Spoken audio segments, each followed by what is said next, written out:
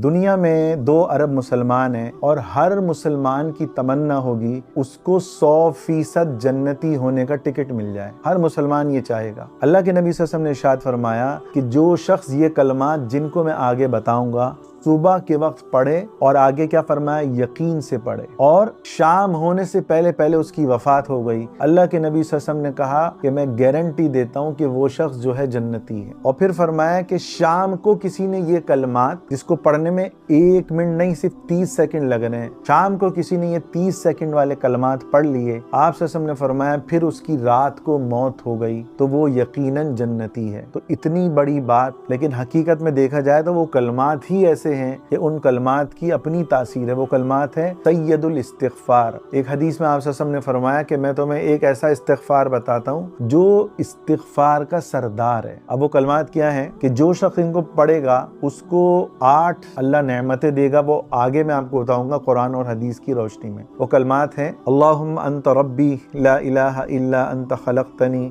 व अना अब्दुक व अना अला अहदिका व वअदिका मस्ततअतु अऊज़ु बिका मिन शर्रि मा सनअतु अबूउ लका बिनिअमतिका अलैया व अबूउ बिज़ंबी फ़ग़फ़िरली फ़इन्नहु ला यग़फ़िरुज़्ज़ुनूब इल्ला अंता। ये इनका तर्जुमे में आप गौर करेंगे तो आपको मालूम होगा कि इसका तर्जुमा, इसके अल्फाज इतने कीमती हैं, इसी वजह से अल्लाह के नबी सल्लल्लाहु अलैहि वसल्लम ने उसको जन्नती होने की बशारत दी है। इन कलमात का ये तर्जुमा है, ए अल्लाह तू ही मेरा रब है, तेरे सिवा कोई माबूद नहीं, तूने ही मुझे पैदा किया, मेरे रब मैं तेरा बंदा हूँ और मैं अपनी ताकत के मुताबिक तेरे अहद और वादे पर कायम हूँ। ए अल्लाह मैंने जो कुछ बुरे आमाल किए उनके शर से तेरी पनाह मांगता हूँ। ए अल्लाह मैं तेरे सामने उन नेमतों का एतराफ़ करता हूँ जो तूने मुझ पे की, और ए अल्लाह ए मेरे रब मैं अपने गुनाहों का भी एतराफ़ करता हूँ कि मैंने बहुत दफ़ा आपको नाराज़ किया, बहुत आपकी नाफरमानी की। ए अल्लाह मुझे बख्श दीजिए, ए अल्लाह मुझे बख्श दीजिए, क्योंकि ए अल्लाह तेरे सिवा कोई गुनाहों को माफ़ करने वाला नहीं। आखिर में क्या है, फ़इन्नहु ला यग़फ़िरुज़्ज़ुनूब इल्ला अंता।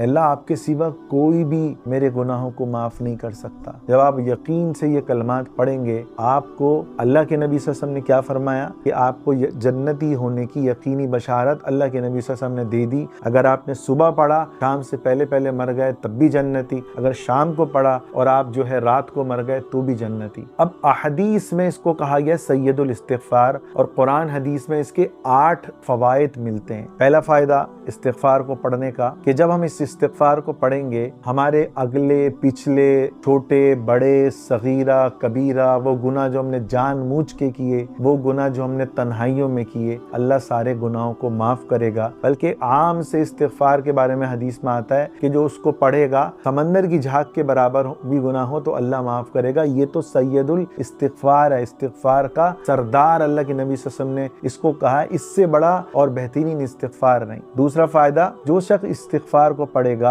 अल्लाह ताला उसके सारे गमों को, परेशानियों को अल्लाह दूर कर देगा। हदीस में आता है मल्लज़िमल इस्तिग़फ़ारा जअलल्लाहु लहू मिन कुल्ली ज़ीक़िन मख़रजा। अल्लाह उसको हर तंगी से निकालेगा, हर परेशानी से निकालेगा। तीसरा फ़ायदा, अल्लाह उसके माल में बरकत देगा, उसके रिस्क में बरकत देगा, उसको मक़रूज़ होने से बचाएगा। क्या दलील है? हदीस में क्या दलील है? वरज़क़हू मिन हैसु ला यहतसिब। अल्लाह के नबी सल्लल्लाहु अलैहि वसल्लम कह रहे हैं जो इसको पढ़ेगा मैं उसको ऐसी जगह से रिस्क दूंगा कि उसको गुमान भी नहीं होगा, उसकी सोच भी नहीं होगी, वहां से उसको रिस्क मिलेगा। ये अल्लाह के नबी सल्लल्लाहु अलैहि वसल्लम वादा फरमा रहे हैं। अच्छा, चौथा फायदा, अल्लाह हर गम से निकालेगा। पहले था हर परेशानी से निकालेगा। हदीस के अल्फाज है वमिन कुल्ली हम्मिन फरजा। कोई गम जो उसको नहीं पहुंचेगा। पहले तो आप जिस परेशानी में फंसे हुए थे उस परेशानी से आपको निकालेगा। दूसरा, अल्लाह दोबारा ताकीदन कह रहा है कि मैं हर गम तुमसे दूर कर दूंगा। और इस इस्तिग़फ़ार का पांचवा फायदा, आपके खेत बागात अल्लाह जो है उसमें बरकतें देगा। और वो कुरान से साबित है, सूरह नूह में है वयजअल लकुम जन्नातिन वयजअल लकुम अनहारा। तो अल्लाह कह रहा है जो इस्तिग़फ़ार करेगा